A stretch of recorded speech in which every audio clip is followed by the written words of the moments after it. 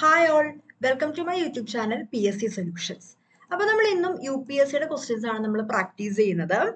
ഇന്ന് നമ്മൾ 1979 UPSC ചോദിച്ച ജോഗ്രഫിയുടെ ക്വസ്റ്റ്യൻസ് ആണ് പ്രാക്ടീസ് ചെയ്യുന്നത്. നമ്മൾ ഓൾറെഡി പൊളിറ്റി ക്വസ്റ്റ്യൻസ് 1979 തൊട്ട് 2024 വരെ കംപ്ലീറ്റ് ചെയ്തു. മോഡേൺ ഹിസ്റ്ററി കംപ്ലീറ്റ് ചെയ്തു. ഓക്കെ, അപ്പൊ നമുക്ക് ഫസ്റ്റ് ക്വസ്റ്റ്യനിലേക്ക് കിടക്കാം. Ajanta caves are located in the state of, ഏത് സ്റ്റേറ്റിലാണ് അജന്ത കേവ്സ്? നമുക്കറിയാം, ഉത്തരം ഓപ്ഷൻ എ ആണ്, മഹാരാഷ്ട്രയാണ്. Which hydro electric power projects produces maximum power energy? ഈ തന്നിരിക്കുന്നതിൽ ഏതാണ് മാക്സിമം പവർ എനർജി പ്രൊഡ്യൂസ് ചെയ്യുന്നതെന്നാണ് ചോദിച്ചിരിക്കുന്നത്. ഉത്തരം വരുന്നത് ഓപ്ഷൻ എ ആണ്, ബക്രാനങ്കലാണ്. നമുക്കറിയാം, ഇത് 1979 ക്വസ്റ്റ്യൻ പേപ്പറാണ്. അപ്പൊ കുറച്ചൊക്കെ വ്യത്യാസങ്ങൾ ഇപ്പൊ വന്നിട്ടുണ്ട്. അപ്പൊ ഇന്നത്തെ ഒരു ഇതനുസരിച്ച് പറയുവാണെങ്കിൽ ഈ Tehri hydro electric power plant ഉണ്ടല്ലോ, അതാണ് ഇന്ത്യയിലെ ഏറ്റവും highest hydro electric power project. Okay, അതുപോലെ തന്നെ ടെഹരി ഡാം ആണ് ഇസ് ടോളസ്റ്റ് വൺ, അതും കൂടി ഒന്ന് ഓർത്തിരിക്കുക.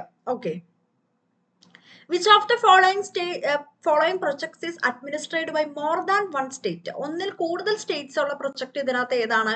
തുംഗഭദ്രയാണ്. തുംഗഭദ്ര എന്ന് പറയുമ്പോൾ അവിടെ വരുന്നത് ആന്ധ്രാപ്രദേശും കർണാടകയാണ് തുംഗഭദ്രയിൽ വരുന്നത്.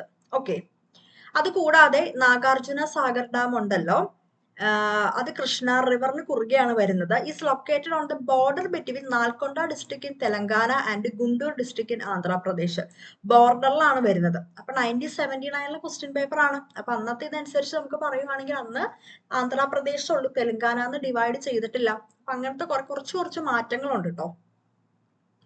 The oldest mountains, simple question, Aravallis ആണ്. ഓപ്ഷൻ ബി ആണ്. ഇതൊക്കെ PSC ഇപ്പോഴും ചോദിക്കുന്ന ക്വസ്റ്റ്യൻ ആണ്.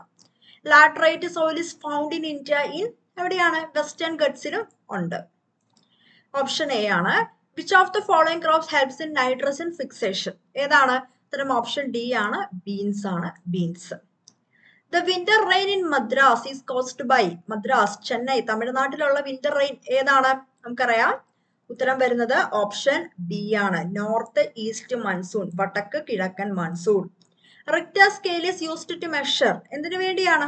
എർത്ത്ക്വേക്സ്, ഭൂകമ്പങ്ങൾ മെഷർ ചെയ്യാൻ വേണ്ടി. The sea territory of India extends up to, എന്തോരമാണ് സീ ടെറിട്ടറി ഓഫ് ഇന്ത്യ വരുന്നത്? ഉത്തരം ഓപ്ഷൻ ബി ആണ്, 12 നോട്ടിക്കൽ മൈൽസ്. ഇങ്ങനെയുള്ള ക്വസ്റ്റ്യൻസ് നോട്ട് ചെയ്യാട്ടോ. ഓപ്ഷൻ ബി ആണ്. India sea territory or territorial waters extend up to 12 nautical miles. Okay, അതായത് 22.2 kilometres ആണ്. At which place will you find maximum sunlight in December? ഏതാണ്? കന്യാകുമാരിയിലാണ് ഡിസംബറിൽ maximum sunlight വരുന്നത്. The number of states have in common boundary with the state of Madhya Pradesh, ഏതാണ്? എത്ര സ്റ്റേറ്റ്സിനുണ്ട് മധ്യപ്രദേശുമായിട്ട് common boundary? ഉത്തരം option C ആണ്, 7 സ്റ്റേറ്റ്സിനുണ്ട്. The crop which is sown with the commencement of monsoon, മൺസൂണിന്റെ കമൻസ്മെന്റിൽ നമ്മൾ വിതയ്ക്കുന്ന crop ഏതാണ്? നമുക്കറിയാം, ഖാരിഫ് ക്രോപ്പ് ആണ്, ഖാരിഫ്.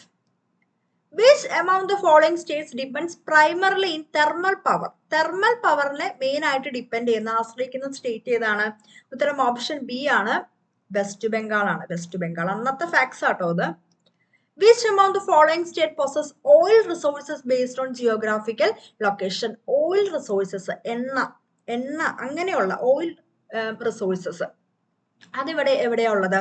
നമുക്കറിയാം, ഉത്തരം ഓപ്ഷൻ സി ആണ്, അല്ലെ? ഓപ്ഷൻ സി ആണ്, ആസാമിലാണ് ഓയിൽ റിസോഴ്സസ് ഉള്ളത്. In which of the following states the yield of forest wealth per acre is highest? ഇതിന്റെ ആൻസർ കൊടുത്തിരിക്കുന്ന അസം ആണ്, പക്ഷെ ഇപ്പൊ അതിന് വ്യത്യാസമുണ്ട്. മിസോറാമിലാണ് ഏറ്റവും കൂടുതൽ ഇത് വരുന്നത്.